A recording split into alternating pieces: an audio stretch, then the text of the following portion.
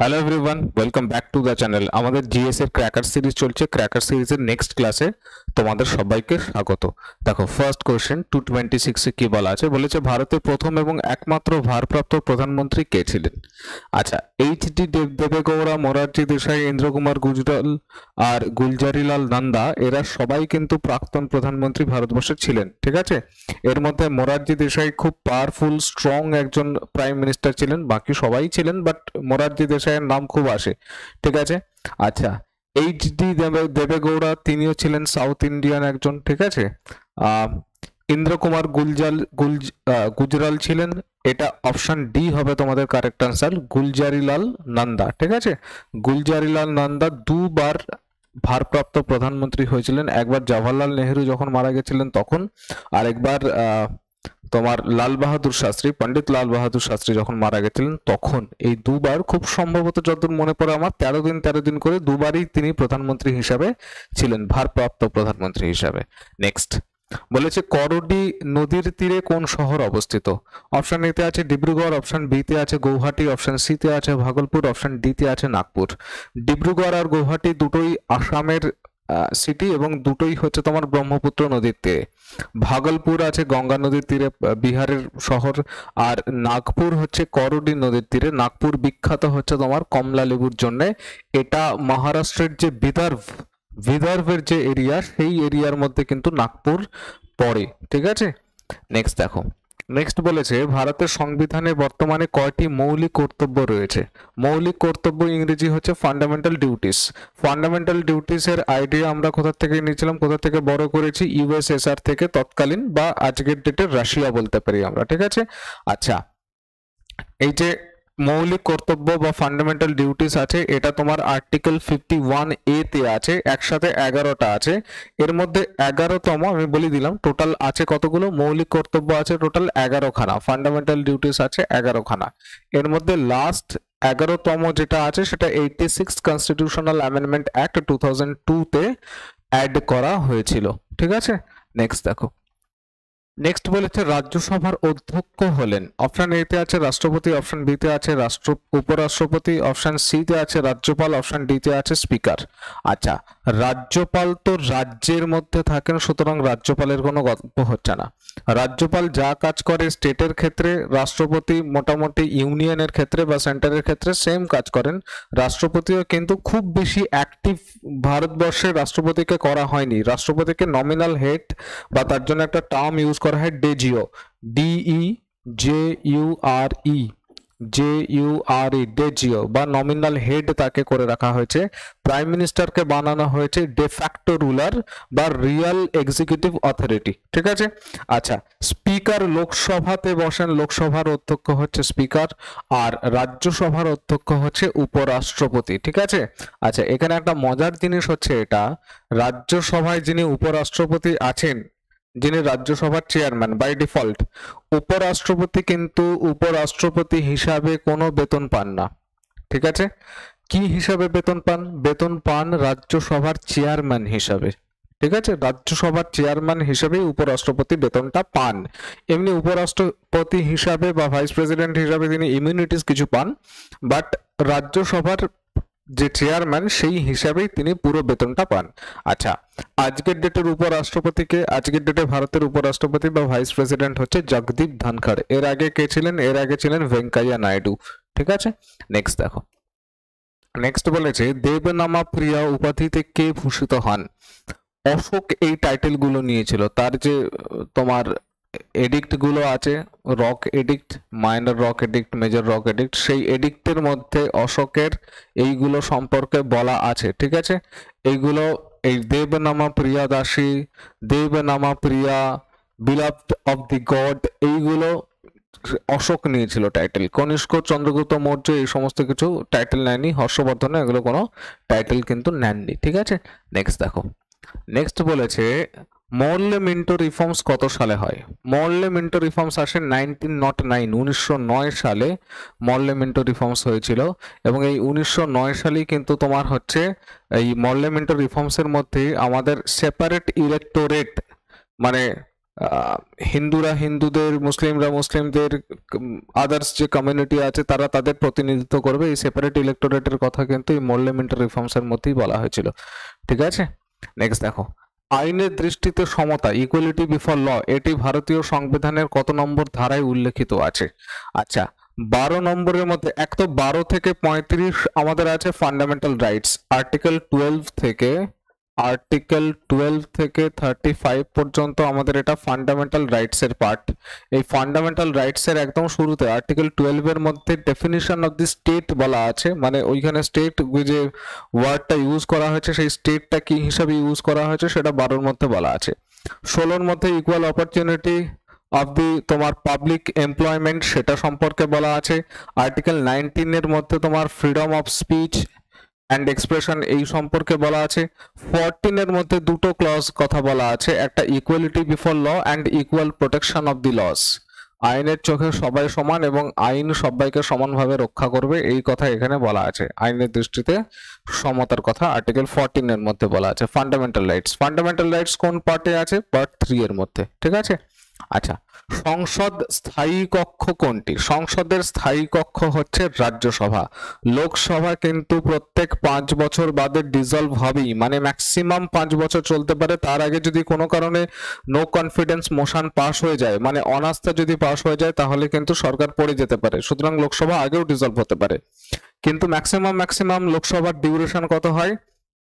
5 বছর হয়। এই যে ইলেকশন হচ্ছে, যেটার আমাদের 4 জুন রেজাল্ট আসবে, সেইখান থেকে জবে থেকে তোমার নতুন সরকার গঠন হবে, সেখান থেকে সেই সরকারের ম্যাক্সিমাম যেটা টেনিয়র হবে সেটা কিন্তু 5 বছর। 5 বছর বাদে আবার লোকসভা ডিসলভ হয়ে ইলেকশন হবে, বোঝা গেছে? আচ্ছা, তাহলে লোকসভা যদি না হয় তাহলে এ এবং বি উভয়ই হচ্ছে না, কোনটি নয়, এটাও নয়। রাজ্যসভাকে পার্মানেন্ট হাউস বলা হয়, কারণ রাজ্যসভা কিন্তু কখনো ডিসলভ হয় না, ঠিক আছে। এবং রাজ্যসভাকে আরেকটা কথা বলা হয় চেম্বার অফ দি এল্ডার্স, ঠিক আছে, বা হাউস অফ দি এল্ডার্স বলা হয়। এবং রাজ্যসভার জন্য তোমার ন্যূনতম বয়স লাগে 30 বছর, লোকসভার জন্য ন্যূনতম বয়স লাগে 25 বছর। আগের দিন বোধহয় আমি এটা আলোচনা করছিলাম, ঠিক আছে। রাজ্যসভাতে কিরকম ভাবে প্রত্যেক 2 বছর বাদে বাদে 1/3 করে সিট তোমার ভ্যাকান্ট হয়ে যায়, খালি হয়ে যায়, 1/3 করে মেম্বার রিটায়ার হয়ে যায়, ঠিক আছে। নেক্সট দেখো, নেক্সট বলেছে দক্ষিণ ভারতের সর্বোচ্চ শৃঙ্গ কোনটি? অপশন এ তে আছে মহেন্দ্রগিরি, অপশন বি তে আছে আনাইমুদি, অপশন সি তে আছে নীলগিরি, অপশন ডি তে আছে কাটেমাম। একদম মহেন্দ্রগিরি হচ্ছে তোমার, যদি পূর্বঘাট পর্বতমালা বলতো, ইস্টার্ন ঘাটস যদি বলতো, তাহলে পূর্বঘাট পর্বতমালার সব থেকে উঁচু শৃঙ্গ হচ্ছে মহেন্দ্রগিরি। নীলগিরি হচ্ছে পূর্বঘাট পর্বত শৃঙ্গ, আর পশ্চিম ঘাট মানে ইস্টার্ন ঘাটস আর ওয়েস্টার্ন ঘাটসের যে মিটিং পয়েন্ট সেটা হচ্ছে নীলগিরি। কার্ডেমাম আছে তোমার কেরালাতেই, এবং এর নাম দেখেই বুঝতে পারছো কার্ডেমামের জন্য বিখ্যাত, এতটাই বিখ্যাত যে এর নামই হয়েছে কার্ডেমাম হিলস। এটা হবে আনাইমুদি। আনাইমুদি হচ্ছে তোমার দক্ষিণ ভারতের সর্বোচ্চ শৃঙ্গ, বোঝা গেছে। নেক্সট দেখো, সিন্ধু নদীর ডান তীরের উপনদী কোনটি? সিন্ধু নদীর ডান তীরের উপনদী হচ্ছে তোমার, আচ্ছা ডান তীর বলতে কোনটা বোঝাচ্ছে? এই দেখো ভারতবর্ষের ম্যাপ যদি মোটামুটি আমি এইরকম ভাবে ধরে নিই এই পার্টটা, ঠিক আছে, তাহলে এখনকার ভারতবর্ষের ম্যাপ অন্য রকমের জায়গায়। তো এই যে সিন্ধু নদী এখান থেকে যে সৃষ্টি হয়ে আসছে, যেই দিক থেকে নদী সৃষ্টি হয়ে যেই দিকে যায়, ঠিক আছে, যেখান থেকে সৃষ্টি হয়ে যেই দিকে নদী, আমরা যদি সেই দিকে মুখ করে দাঁড়াই, তাহলে যে পাশটা তোমার ডান দিক পড়বে সেটা ডান তীরের, এই যে এটা ডান তীরের উপনদীগুলো, আর এইগুলো হচ্ছে তোমার বাম তীরের উপনদী। তো বাম তীরের এই শতদ্র, ইরাবতী, বিপাশা এগুলো সব বাম তীরের উপনদী। সায়ক হচ্ছে ডান তীরের উপনদী। সায়ক আছে আরো তোমার এই যে খুব সম্ভব কাবুল বলেও নদী আছে, ঠিক আছে, এইগুলো সব আছে, তোমরা একটুখানি দেখে নিও ডান তীরের উপনদীগুলো। তো এইটা হবে তোমাদের কারেক্ট আনসার, সায়ক, ঠিক আছে, শ্যায়ক বলা হয়, সায়ক, ঠিক আছে। উত্তরাখণ্ড কোন রাজ্য ভেঙে গঠিত হয়? হিমাচল প্রদেশ, হরিয়ানা, উত্তরপ্রদেশ, মধ্যপ্রদেশ। তোমরা ম্যাপ দেখলে বুঝতে পারবে শুধুমাত্র মধ্যপ্রদেশের সাথে উত্তরাখণ্ড তোমার বাউন্ডারি শেয়ার করে না, বাকি সবার সাথে বাউন্ডারি শেয়ার করে, সুতরাং মধ্যপ্রদেশ তো আনসার হওয়ার কোনো কথাই নয়। হিমাচল প্রদেশের সাথে ম্যাপ বাউন্ডারি শেয়ার করে, বাট হিমাচল প্রদেশ থেকে ভাঙা হয়নি, হরিয়ানা থেকে ভাঙা হয়নি, বরং পাঞ্জাব ভেঙেই হরিয়ানা তৈরি হয়েছে, উত্তরপ্রদেশ ভেঙে উত্তরাখণ্ড তৈরি হয়েছে, যেটার আগের নাম ছিল উত্তরাঞ্চল। উত্তরাঞ্চল উত্তরাখণ্ডের পুরানো নাম, পরবর্তীতে নাম চেঞ্জ করে উত্তরাখণ্ড করা হয়েছে, ঠিক আছে।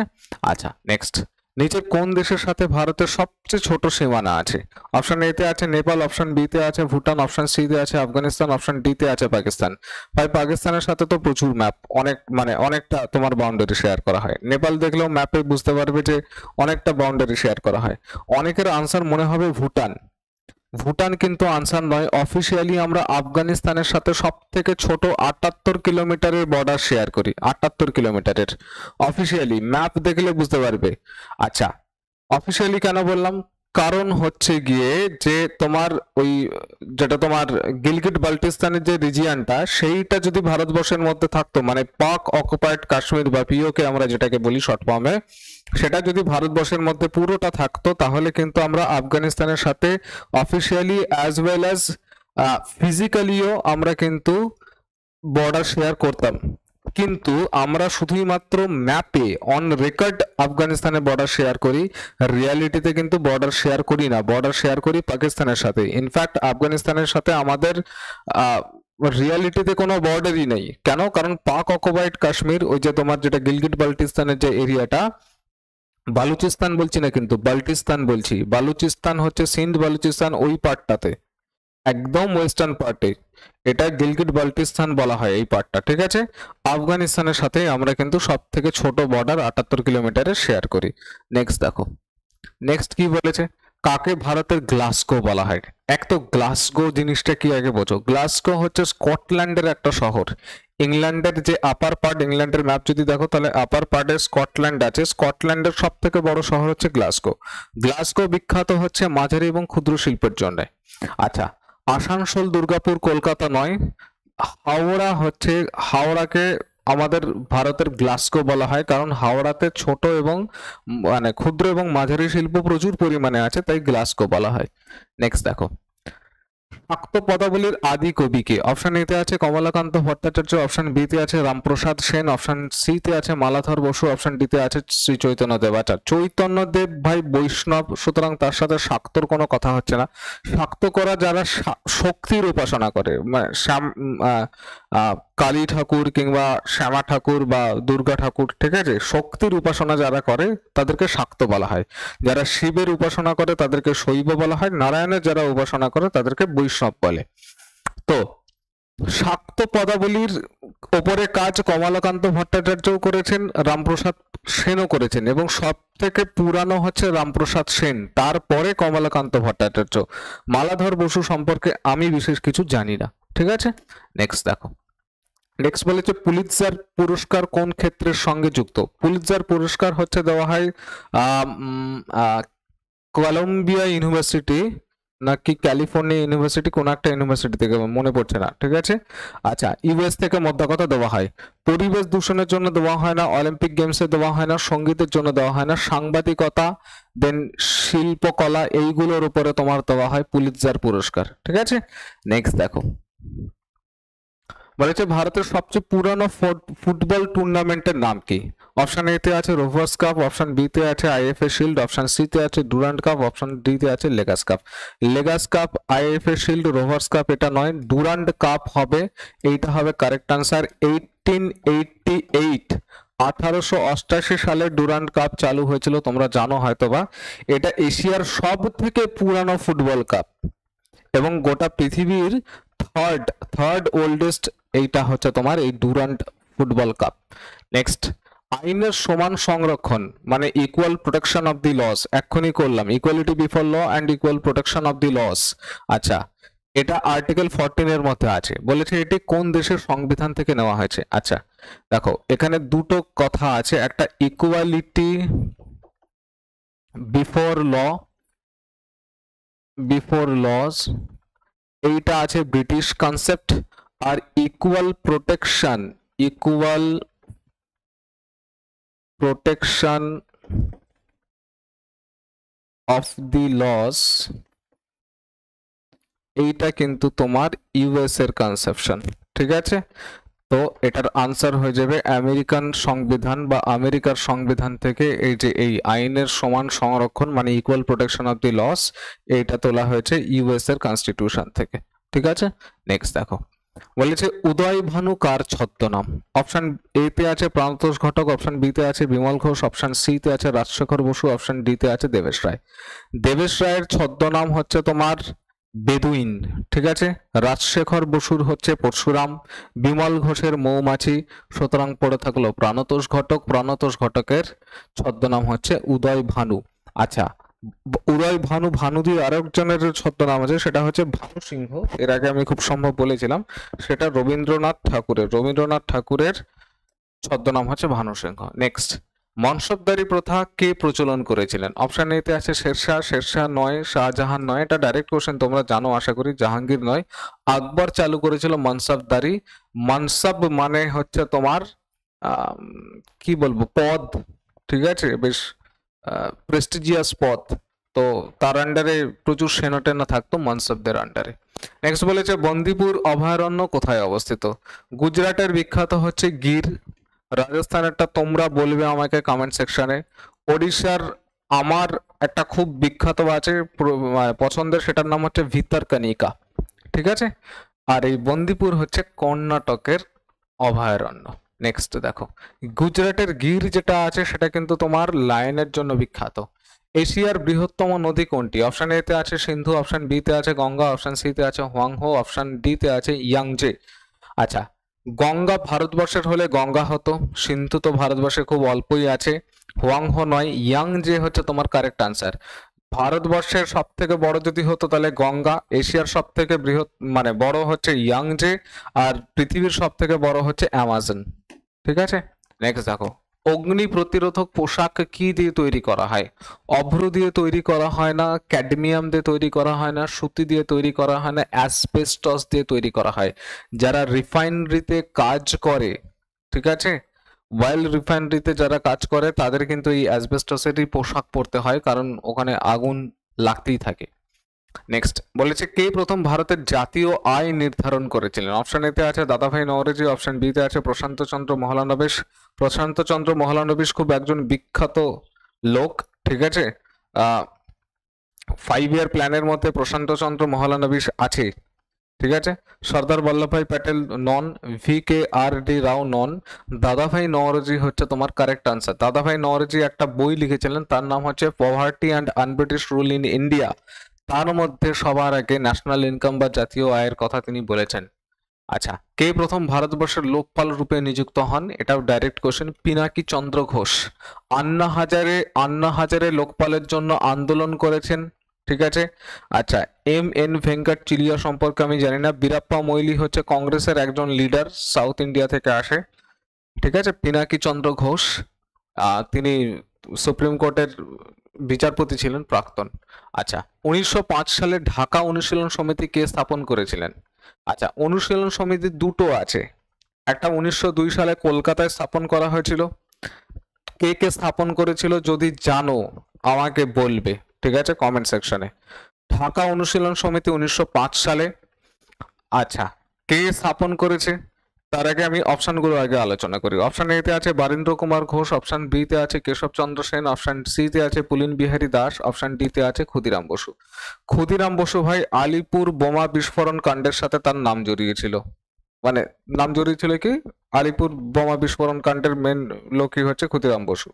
আচ্ছা, কেশব চন্দ্র সেন নববিধান ব্রহ্ম সমাজের সাথে যুক্ত, বীরেন্দ্র কুমার ঘোষ যুগান্তর দলের সাথে যুক্ত, আর পুলিন বিহারী দাস ঢাকা অনুশীলন সমিতি স্থাপন করেছিলেন, ঠিক আছে। নেক্সট দেখো, আমাকে জানাবে কলকাতা নেক্সট কি, এটাই লাস্ট কোশ্চেন বোধহয়। হ্যাঁ, 250 পর্যন্ত আমরা কমপ্লিট করে নিলাম, ঠিক আছে। তাহলে এই ছিল আজকে 25 কোশ্চেন্স। আমি গতকালকে ভিডিও দিতে পারিনি, সেটাই আমি আজকে ছাড়ছি আর কি। আর সেকেন্ড কথা হচ্ছে, তোমরা জানো যে একটা নতুন ঝড় আমাদের বেঙ্গলে আসছে, সেই ঝড়ের জন্য পাওয়ারের কিছু প্রবলেম হলেও হতে পারে।